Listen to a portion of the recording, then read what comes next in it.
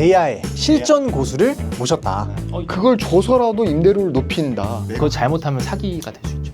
진짜 아파트 살 가격으로 그런 거 사서 아까 제가 말한 아이템들은 사실 젊으면 다 할 수 있어요. 저희도 고객을 만나다 보면 이제 1억 투자해주세요 하면은 1억이 주머니 없잖아요. 그러면 제가 보증금 1억 낼 테니까 거기서 뭐 7천만 원이든 8천만 원 저희 페이백을 다시 해줘요. 지금 여태까지 10년 동안 공실이 한 번도 없었는데 이제 하나씩 비기 시작하는 거예요. 그리고 막 쪼개달라 그래요. 이건 쪼개면 되잖아 이렇게.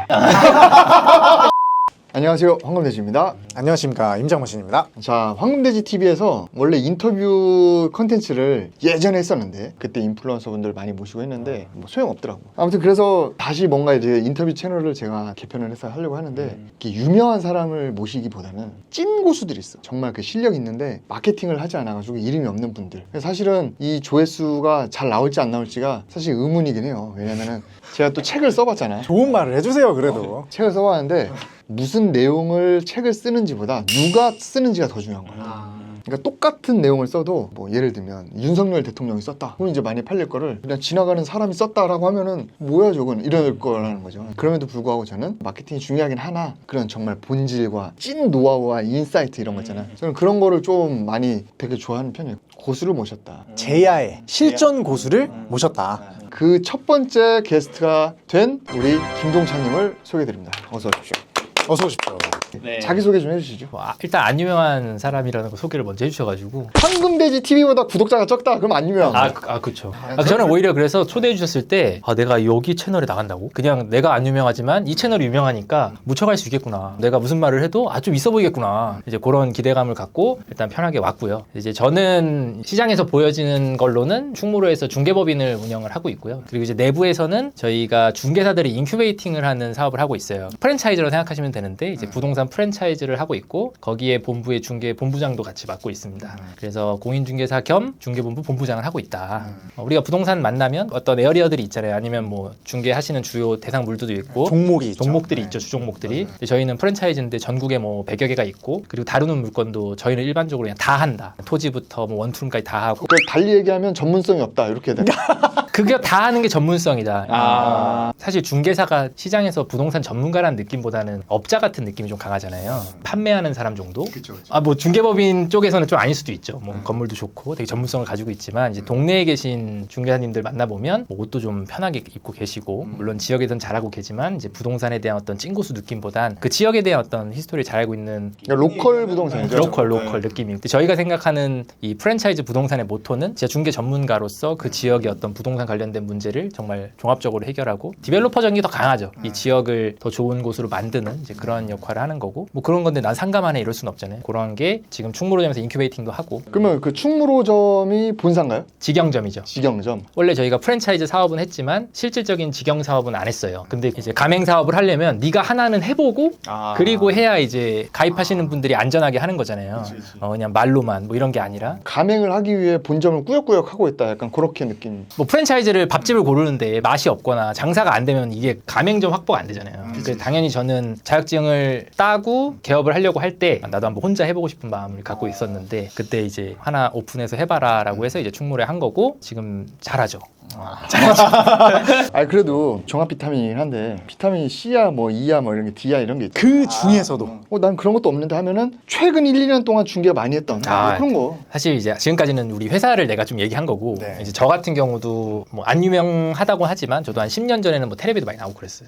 텔레비 하시면서 이제 주로 했던 게 저도 신촌에서 처음에 사업을 시작했었고 그 당시에 군대 전역하고 나와서 이제 처음에 살 곳이 없어가지고 게스트하우스 매니저 하면서 살다가 그 게스트하우스 인수하고 그러다가 이제 스터디 카페에서 맨날 공부하다가 스터디룸 이제 창업하고 이제 그러면서 인생의 레버리지를 막 가져갔었는데 그렇게 계속 가다 보니까 결국에는 빈 건물 찾아가지고 뭘로 채워넣고 뭐 임대인들 좋은 거 하는 사업을 이제 주로 해왔었죠. 그걸 제가 강남이랑 홍대 뭐 신촌 이런 좀 핵심지 컨텐츠가 중요한 이제 그런 데서 했었고 그러다 보니까 이제 도시재생 관련해서 뭐 강의도 많이 하고 뭐 인터뷰도 많이 하고 큰 행사들도 뭐 가서 자문으로 많이 다녔었죠. 아니 이게 보통 부동산 투자자들이 본인들의 물건의 수익률을 올리기 위해서 공간 대여업으로 확장하는 경우가 있는데 오히려 반대셨네요. 공간 대여업을 먼저 접하시고 부동산 본업을 그렇죠. 나중에는 보니까 제일 아까운 게 중개보수. 우리가 의뢰 받아가지고 막 다 했는데 계약서를 써야 되니까 중개사한테 가서 계약하고 복비 주고 하는 게 너무 아까워서 나중에 이사님 명의로 이제 또 부동산도 하나 하고 이랬었어요. 비즈니스 모델 자체 처음에는 그런 공간을 운영해서 하는 거였다면 이제 나중에는 임대인들이 요청하시면 사실상 아까 말씀하신 것처럼 뭔가 밸류업을 해야 되는 이제 그런 상황이었는데 오히려 제가 할 때는 익선동이 만들어지고 막 이렇게 뜨고 막 이런 때였어요. 이제 그때 저희도 메일을 많이 받았거든요. 이제 너희도 와서 컨텐츠를 넣어라. 그런 임대료 3년 동안 안 받을 테니까 대신 지가를 뭐 더블로 만들어라. 이런 게 그 당시에 되게 그런 청년 창업이 많았잖아요. 이제 그때 우리 회사도 그런 어떤 컨텐츠를 기반으로 부동산을 어떤 밸류업하거나 활용하는 걸 하는 회사였죠. 그래서 그거는 잘 정리하고 나와서 지금 회사로 온 거고요. 지금에 와서 제가 하는 거는 물건 들어왔을 때 당장의 매각은 좀 어려워. 그런데 지역은 괜찮아. 뭘 하든 사실 될 것 같아. 그런데 최소한의 품으로 임대료를 올릴 수 있는 비즈니스를 넣어서 주로 뭘 넣어요? 무인으로 할 수 있는 건 다 넣죠. 그냥 기본으로 하는 건 카페를 제일 많이 하죠. 무인 카페랑 무인 아이스크림. 이게 기본이고 그러면 2층, 3층은 스터디 카페가 들어가요. 지하도 공간이 괜찮으면 이제 모임 공간이나 이런 파티룸 같은 거 들어가고 사실상 한 명이 여러 사이트를 관리할 수 있는 이제 그런 걸 가족들과 지인들을 활용해서 또 하고 있습니다. 이제 구독자분이 내가 건물이 있는데 요즘 공실이야. 상가주택을 지어놨는데 원룸은 어떻게 맞췄는데 상가가 안 나가. 아니면은 꼭 짓지 않아도 월근생 하나 갖고 있는데 세입자가 나간대. 근데 그러면 이제 의뢰를 한다라고 하면은 임대차를 맞춰주는 거예요? 아니면은 운영 컨설팅을 하는 거예요? 임차인이 되는 거죠. 아. 임차인이 되는 건데 제가 옛날에 다 임차인이 됐었거든요. 건물이 한 60여 개를 저희가 막 마스터리스로 임차해가지고 막 통건물도 있고 그랬어요. 임대료만 한 달에 그 건물에서만 1,000만 이상 내고 이렇게 했었는데 이게 경기가 안 좋을 때 너무 힘든 거예요. 임차인이 되어줄게 이럴 이유가 있어요? 그 당시에는 제가 그렇게 하다 그걸 안 한 이유는 내가 그렇게 백날 해줘봤자 결국 매각했을 때 내가 얻는 게 없어요. 그러니까. 쫓겨나는 거네. 명도 2번 당하고 내가 원상복구도 한 적도 있는데 그래서 나중에는 마스터리스 안 하는 걸로 돌아섰다가 이제 이 회사 와서 저도 어느 정도 경험이 쌓이고 중개사가 이제 됐으니까 들어갈 때 제가 매도를 하는 걸 조건으로 들어가죠. 이거 내가 무조건 판다. 그럼 얻는 게 뭐예요? 저는 처음에 들어갈 때 인테리어 비용을 제가 안 내요. 그리고 임대인이 내주죠. 그리고 이제 저희는 운영을 하면서 거기 나오는 캐시플로우를 저희가 임대료 드리고 나머지 또 갔죠. 그리고 나중에 매각을 했어. 매각 가격에 따라서 저희가 또 수수료 가져오고. 그래서 다 먹는 거죠. 저희 돈은 안 들어가고 다 먹고 결국 장사가 잘 돼야 돼요. 장사가 잘 되는 거에서 하나가 아까 말씀드린 결국 관리가 쉬워야 된다. 저희는 딱 지역이 제 동생이 관리할 수 있는 신촌 지역, 저희 신혼집 있는 수색동, 그리고 저희 중개법인 있는 충무로. 이거는 뭐 부동산 투자의 영역은 아니네. 그냥 거의 사업이라고 사업이네. 보야겠네요. 왜냐면 한 번 맡으면 거의 매각까지 가는데 한 2년 이상을 보고 가거든요. 뭐 5년짜리도 있어요. 이건 5년까지 우리가 운영하다가 뭐 하는 것도 있고 일단 제가 그냥 개인적으로는 하는 거고 그렇습니다. 아 그러면 중개사로서는 공실이 있다 왔어. 어떻게 해줘? 기본적으로 왜 공실이냐 보면은 비싸게 샀어. 그러니까 임대료를 높게 지금 내놓고 있다. 내놓고 있다. 시세보다 높게. 근데 중개사가 이때 할 수 있는 거는 중개에서는 별로 없어요. 왜냐면 자기가 뭐 할 건 아니잖아요. 그러면 결국 시세가 낮아지는 거를 설득하는 것밖에 없는데 그러면은 그럼 김동찬님이 가가지고 임차인으로 들어가서 나중에 매각을 내가 한다는 조건으로 그거면은 임대료가 비싸도 들어가요? 들어가죠. 아 그래요? 그럼요. 그럼 매각가도 본인이 정하는 거예요? 매각 제가 정하는 거죠. 아 그래서 처음에 이 사람이 15억에 사서 리모델링 하는데 5억을 쓰세요. 대부분 지금 저희한테 나오는 공실 매물들이 어딘가 들었겠지. 리모델링 이렇게 하면 임대가 될 거야. 근데 임대가 안 되죠. 수요 파악부터 방향성을 잘 정했어야 되는데 자기 입장에서 막 이거 엘리베이터도 달았고 뭐 다 했는데 6개월째 공실이라는 거예요. 그럼 사실 저희는 되게 아쉬운 게 그 돈을 차라리 안 쓰고 그 5억을 저희한테 썼으면 업체 없잖아요. 세팅까지 다 되는 거죠. 그러니까. 그러면 이제 훨씬 낫죠. 내가 들어갈게라는 계약서를 쓰고 나서 그 인테리어 비용을 쓰는 거네. 이 사람도 현금이 필요 없는 게 뭐 예를 들어 거기 주택이 껴있다. 그럼 나중에 저희가 후불로 전세 받은 걸로 받는 경우도 있고 아니면 이제 그냥 올근생이다. 그럼 저희가 보증금을 내요. 그냥 보증금 내야지. 어떻게 뭐 사업을 하는 건데. 그럼 보증금 1억 내면 거기서 뭐 7천만 원이든 8천만 원 저희 페이백을 다시 해줘요. 저희도 고객을 만나다 보면 이제 1억 투자해주세요 하면은 1억이 주머니 없잖아요. 그러면 제가 보증금 1억 낼 테니까 그걸 돌려주세요라고 하는 거고 그러면 페이백은 페이백이고 나중에 보증금 돌려받아야죠. 또 그건. 돌려받아야 되는 거죠. 처음에는 이제 임대 매각 정도까지만 솔루션을 하는 줄 알았는데 사실상 거의 뭐 세무 컨설팅 조금이랑 경영 컨설팅까지 들어가는 거네. 정말 부동산 종합 솔루션이 되는 거네. 법인을 활용하지 못하면 부동산으로 사실 재우기가 힘들다. 자 그러면은 이제 묻는 말에 대답을 해봐요. 네. 내가 뭐 예를 들면 동작구에 건물이 하나 있어. 4층짜리 공실이야. 그럼 김동찬님 찾아왔어. 어떻게 할 거야? 저는 요즘에 제일 많이 물어보는 게 혹시 사장님 감정가 아세요? 많이 물어봐요. 이제 감정가 대비해서 매가가 높냐 낮냐로 일단 내가 받을 물건이냐 아니냐를 결정을 해요. 오래 갖고 계셨던 분일수록 본인 건물에 대한 기대치가 엄청 높아요. 자기가 한 30년 갖고 있었어. 그러면 이 정도 가격은 됐겠지라고 생각하시는 거예요. 근데 최근 시장 보면 그렇지 않잖아요. 모른다 그러면 저희가 알려드리죠. 요즘에 플랫폼 워낙 많으니까 한 플랫폼 3개 해가지고 한 요 정도 나오네요라고 말씀드려요. 뼈를 때리네. 아니 매각 말고 임대. 임대요. 임대는 저희가 임대료 산정을 해주죠. 1층인데 적정한지, 2층인데 적정한지. 예를 들면 적정해. 적정한데 그럼 내어놨어? 왜 우리한테 내놨지? 동네에 내놓으면 되잖아요. 아 적정하면서 나가죠. 결국 본론은 뭐냐? 공실인 거는 다 니 탓인 거네. 건물주. 그거를 뼈를 존나 때려드리고 처음부터 그거였으면 공실이 아니다. 약간 그 얘기인 거잖아. 메시지가. 그렇죠. 공실인데 저희한테 아무리 와서 이게 왜 안 나가냐고 말해봤자 이게 안 나가는 건 시장에서 픽이 안 되는 거고 시장에서 픽이 안 되는 건 뭔가 지금 핏이 안 맞는 거야. 그러니까 이게 결국에 시장에서는 수요와 공급에 따라 가격 결정되는 거를 네 현실 똑바로 알아라. 그 얘기를 잘해준다 이 얘기잖아요. 이제 그래서 이 사람이 정신 차리면 뭔가 이제 하죠. 많이 나오는 질문이 다 역세권이 다 앞에는 상업지로 돼 있잖아요. 대형 건물들이 많은데 이 대형 오피스가 요즘에 안 차요. 이게 거의 70평, 100평 넘어가는 이런 건물들이 다 안 차고 이제 관리자들이 와서 저희한테 물어보는데 위에서 난리가 났다. 지금 여태까지 10년 동안 공실이 한 번도 없었는데 이제 하나씩 비기 시작하는 거예요. 그리고 막 쪼개달라 그래 막. 그러면 쪼개면 되잖아 이렇게. 맞죠 이렇게.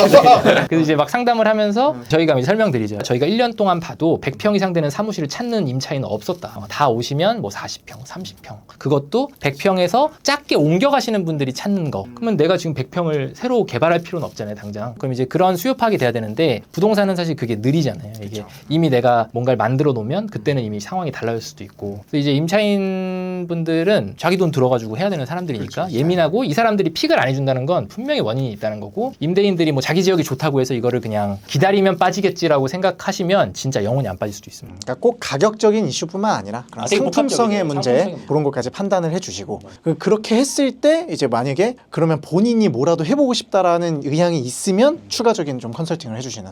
그렇죠. 이런 오피스는 대부분 공유 오피스를 저희가 이제 일단 공부를 하라 그래요. 이거 찾으면 되게 많잖아요. 저도 저희 부동산 지하 1층에다 공유 오피스를 하거든요. 100평짜리 하는데 그냥 저희는 수요를 잘 알고 있으니까 그렇게 해서 하는 건데 임대인들도 저희 그러면 와서 모델하우스처럼 이제 보시죠. 그러면 그 공유 오피스를 계속 얘기하셨는데 김동찬님 찾아오면 다 해줘요 공유 오피스? 수색 뭐 충무로 이런 데는 직접 이렇게 해줘요 다? 조건이 있을 거 아니야? 예를 들어 건물주분이 매각의 의사가 없다. 그러면 사실 좀 어려워요. 저희의 목적지는 둘 다 매각이어야 돼요. 그러니까 결국에 임대료 뻥튀기를 해서 팔아가지고 잘 팔아줬을 때 수수료까지 생각하는 거니까. 그렇죠. 그리고 이게 팔 생각이 없으면 저희가 그거 어차피 뭐 얼마 벌어봤자 또 인건비 나가고 하면은 그게 그렇게 의미 있는 건 아니고 그래서 저희가 지금 있는 사람한테 하세요라고 하는 것보다 사는 사람이랑 같이 들어가는 게 훨씬 더 편해요. 이제 지금 분은 내가 아무리 설득해도 이미 자기가 이 건물을 한 30년 갖고 있으면서 자기 갖고 있는 어떤 스타일들도 있고 이거를 내가 뭐 투자하라 그래도 처음 들어보는 얘기잖아요. 임대인이 임차인에 투자를 한다고? 그러니까 호구랑 같이 들어가서 아니죠. 꼭 신축이 아니어도 그 건물을 디벨롭해서 차익을 볼 사람이랑 그쵸. 같이 호구가 아니라 진짜 찐 고수예요. 왜냐면 이 찐 고수들은 일단 기본적으로 이제 아까 세 가지 본다 그랬잖아요. 감정가보다 싼 거 보고 임대 수익률이 잘 나올 만한지 보고 그 다음에 이제 지역적으로 이게 어떤 호재가 있는지를 보는데 이 세 개가 있는 걸 찾아서 브리핑하면 그냥 제가 오전에 말씀드리면 오후에 가서 봐요. 좋은 차 끌고 가서 그냥 보시고 그 다음날 바로 말씀 주세요. 그럼 뭐 가는 거고 아니면 아닌 거고. 그러면 이제 건물 투자할 사람이 단기 차익 누리고 싶다 건물로 그러면 이제 할머니들이 감정가보다 싸게 하는 거 임대료가 이렇게 아직은 좀 늘려 있는 거를 같이 데리고 가서 동찬님이 그걸 해주는 거네. 스터디 카페하고 내가 임차인이 돼서 해가지고 그걸 또 팔아주고 그럼 수수료 먹고 얘는 그냥 차익 먹고. 그렇죠. 예를 들어 지금 얘가 15억에 샀는데 35억에 팔고 싶어 하잖아요. 그럼 저희가 세팅해 놓은 요 사업체는 35억에 팔고 이 사람이 나중에 45억, 50억에 파는 것까지도 갈 정도로 룸이 많죠. 기본으로 이 무인으로 그러니까 하는 우리랑 비슷하네. 우리는 나대지나 이런 거를 물리적인 그런 건축물에 대한 그런 임대 면적이나 아니면 그런 상품성을 강화해서 그거를 파는 거고. 그쵸. 동찬님은 그냥 기존에 있는 건물인데 물론 물리적으로 인테리어도 하겠지만 거기에 대한 컨텐츠나 수익률을 올려가지고. 그쵸. 아니 그러면은 지금 어쨌든 사람들이 강남 성수에 많이 몰리고 있잖아. 네. 내가 여기에 땅을 사서 근생 건물을 지었어. 신축을 했어. 그럼 동찬님이 거기에다가 컨텐츠 넣어가지고 매각 더 잘 되게 그런 역할도 해줘요. 해줄 수 있죠. 그게 매각을 하겠다고만 하고 시간이 있으면 어차피 강남은 버티기잖아요. 옛날에는 마이너스 수익률 나도 그냥 갔다면 이제는 그럼 아무도 그렇게 안 하잖아요. 지금은 최소 4% 내가 버틸 정도는 돼야 되는데 60억에 샀으면 내가 한 달에 2천 정도 주면 되잖아요. 임대료를. 그죠? 이자료 정도 내게. 이제 그렇게 해가지고 건물 가격 자체를 올리는 거. 그러니까 옛날에 강남은 사실 임대 수익률을 얘기하던 곳은 아니었잖아요. 거기는 진짜 그냥 갖고 있으면 뭐 20% 이상씩 공시지가 올라가니까. 근데 지금은 이자가 커버 안 되면 거래 확실히 어렵고. 근데 요즘 이제 그 보면 강남 중개법인들도 너를 통해서 디벨롭을 하면 임대 맞춰주냐 해서 PM을 많이 해주잖아요. 지금. PM도 많이 해주고 사실 뭐 TI도 많이 쓰고 거기에 대해서는 어떻게 보세요? 그 시장에 대해서. 이제 하드웨어적인 거는 이렇게 만들면 임대가 잘 된다는 사실 의미가 없어요. 그 다음에 만드는 사람은 무조건 그게 반영돼서 만드니까 시장에서는 차별화가 전혀 안 되죠. 중요한 건 입지. 확실히 입지는 뭐 이거는 어떻게 할 수가 없는 거고 시장에서 오늘도 거래가 많이 되고 있는데 모든 매물이 입지가 다 좋을 수는 없잖아요. 그럼 분명히 누군가는 당했다. 누군가는 잘 샀겠지만 주로 잘 사시는 분들 보면 땅을 볼 줄 아는 사람들이 잘 사죠. 당연히. 그래서 어쨌든 그 TI에 대한 의견. TI요? 아니 약간 동찬님도 아는 게 많고 막 경험이 많으니까 중구난방으로 나와요. 그래서 중구에서 근무하시는 거예요? 그렇죠. 이거 하려고 지금 빌드업을 하신 거죠? 저희가 이제 임대료 조정할 때 몇 가지 이제 있잖아요, 조건들이. 렌트 프리가 있고 TI를 주는 게 있고 그리고 이제 가격 조건이 있을 텐데 가격을 대부분 제일 안 건드리죠. TI가 이제 백을 얘기하는 거잖아. 테넌트 임프루브먼트 해서 이제 그거는 한번 자막으로 넣어주시고 그러면은 이제 그 뭐 이제 강남의 로컬이나 중개법인에서 TI나 렌트프리를 과하게 줘서 이제 그 가격을 건드는 게 밑으로 건드는 게 아니고 위로 건드는 거지. 뭐 예를 들어 한 2천 정도 받을 수 있는 건물인데 TI를 좀 해주고 뭐가 3천을 받는다. 그럼 그거를 이제 매각을 할 때 그 매수자 입장에서는 또 수익률이 좋아지는 거죠. 네네. 거기에 대해서는 어떻게 보시나요? TI는 어떤 데 줘야 되냐면 이 들어오는 업종에 따라 TI 금액이 달라요. 그래서 이 똑같은 건물인데 얘가 여기 들어와서 식당을 할 거야. 식당을 하면 TI가 많이 나오죠. 설비가 많으니까 뭐 설비도 상대적으로. 많고 반대로 사무용이야. 4억으로 쓰겠대. 4억 쓸 때는 TI를 사실상 뭐 평당으로 봤을 때는 한 50만 원? 뭐 이 정도밖에 안 해주죠. 그냥 에어컨 설치해주고 뭐 이런 느낌이고. 사실 그 TI라는 게 진짜 뭔가 시설 투자하기 위한 돈이라기보다는 뭐 현금이든 뭐든 그런 거지 그런 의미 아니에요? 이건 TI라고 보기엔 어렵죠. 임차 인센티브라는 게 있어요. 그거를 저희가 임차인에 다 줄 수도 있고 또 이 업자들이 또 먹을 수도 있고 그리고 TI는 TI대로 또 있는 거고 그걸 줘서라도 임대료를 높인다. 그거 잘못하면 사기가 될 수 있죠. 그렇게 해서 할 수는 있지만 돈 많이 주고 임차 막혀놓고 나중에 이제 나 몰라라 하는 건 당연히 요걸 산 사람 입장에서는 그걸 믿고 들어가서 요걸 샀는데 이 사람이 그냥 배째라고 나와버리면 그때 만약에 돈을 준 사실이 있다 그러면 이제 뭔가 그런 문제가 생기는 거고. 그러면 이제 그 실명 거론을 하긴 그런데 그 빵집으로 성공해가지고 네네. 리스백 하는 그 인플루언서 분 있잖아요. 있죠. 그게 빵집이라는 컨텐츠냐 아니면 동찬님은 이 공간 임대인 거냐 그것만 다르지 그냥 임대료를 많이 주고 건물가를 정상적으로 높인 다음에 팔고 그 이후에 뭐 계속 영업을 하든 나중에 빠지든 뭐 그거는 그러면 방금 얘기한 TI 사기인 거랑은 다르나요? 다르죠. 그러니까 이제 결국에는 여기서 이 공간에 사업을 하는 사람이 내가 시설비를 투자 안 했으니까 이쪽에서 투자를 한 거고 내가 그만큼 뭔가를 했으니까 거기서 내가 뭘 받은 거고 그리고 새로 사는 사람은 사실 내가 임대료만 잘 내면 되는 거잖아요. 임대료 내고도 남는 게 있으면 나는 하는 거고 제 돈은 안 들어갔으니까 100평짜리를 하든 200평짜리를 하든 내가 한 달에 100만 원, 200만 원 남기만 하면 되는 거잖아. 이걸 자기 돈으로 만약에 내가 이런 걸 만들었다. 그러면 한 달에 내가 뽑아야 되는 돈들이 많잖아요. 그리고 이게 안 뽑힐 때 사람들은 그냥 지지치거든요. 임대료 안 내기 시작하고 그냥 배째라 하고 사실상 현금 흐름만 보면은 임대료 낼 수 있죠. 근데 내가 투자한 게 있으니까 임대료를 못 내게 되는 거예요. 아니 그러면은 이런 사람이 있을 것 같아. 나도 동찬님처럼 건물주한테 가서 공실이시죠? 시설 투자하세요. 제가 운영하겠습니다. 대신 내가 월세 많이 낼게요. 그리고 나머지 수익은 내 거예요. 라고 하면은 내 투자금은 안 들어가잖아. 근데 100, 200이라도 나오면 사실상 수익률이 무한대 아니야? 그 설득을 이제 할 수 있냐죠. 내가 투자 다 했고 얘는 돈 하나도 안 들이고 들어왔는데 만약에 얘랑 명도소송을 해야 된다. 2년 동안 월세 못 받고 명도소송 간다. 근데 그런 추억들이 다 있어요. 건물주분들이. 그 명도소송의 추억들이 그걸 추억이라고 하는구나. 이제 지나면 다 추억이죠. 사실 건물주는 이제 명도랑 뗄래야 뗄 수 없는 수가 관계이기 없죠. 때문에 이제 그게 워낙 트라우마로 남아있다 보니까 뭐 자체 계약서를 쓰는데 보면은 뭐 말도 안 되는 내용도 많고 그리고 이제 임차인을 되게 볼 때 신뢰로 이렇게 보면 이런 딜들을 할 수 있잖아요. 근데 그렇게 안 보죠. 내가 막 투자 다 해놨는데 운영 제대로 안 하고 월세도 안 내고 이럴 수 있으니까. 근데 이제 본인은 그 설득을 잘한다. 설득을 할 정도로 10년 이상 쌓아왔으니까 전략만 이성적으로 생각하면 좋죠 서로. 근데 이걸 책임질 수 있는 사람이랑 하는 게 컨설팅과 이제 차이겠지. 할머님들이 건물주가 많잖아요. 그리고 진짜 그런데 요즘에 할머님 아들분이 저희 부동산 되게 많이 찾아오시고 왜냐 보면 전세가 지금 엄청 이슈잖아. 다음 전세가 안 맞춰져요. 이 상가주택이랑 이 아니면 단독주택이 전세가 안 맞춰지니까 이제 아들들한테 전화를 할 거 아니에요. 나 이거 1억 돌려줘야 되는데 돈이 없다. 그럼 아드님이 무슨 말이냐. 그럼 파보면 다 네 유학 갈 때 쓴 거지. 너 사업할 때 쓰고 다 썼지. 사실상 레버리지 위에 레버리지를 쌓은 거죠 전세가.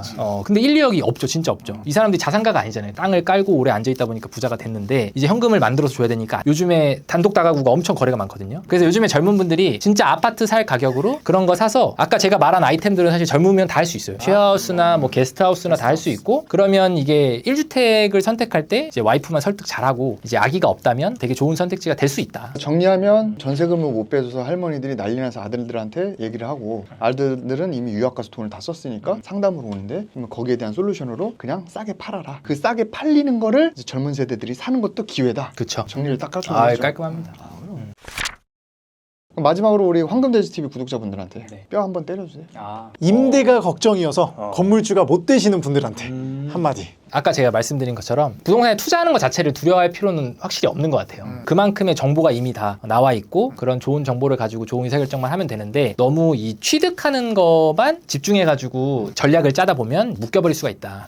그래서 오히려 이제 전문가들이랑 얘기하면서 취득해서 보유하고 매각에 대한 부분을 좀 더 취득할 때부터 잘 전략을 짜시고 사실 요 뒷단만 잘 돼 있다면 과감하게 사실 투자를 해도 오히려 더 많이 벌 수 있는 시기라고 생각을 합니다. 자, 그래서 지금 황금돼지 프로젝트 공투를 노년동에 100억대, 200억대, 300억대 건물을 3개를 지금 짓고 있는데 나중에 다 운영 및 엑시트 다 해주시는 방법이 있는 거죠?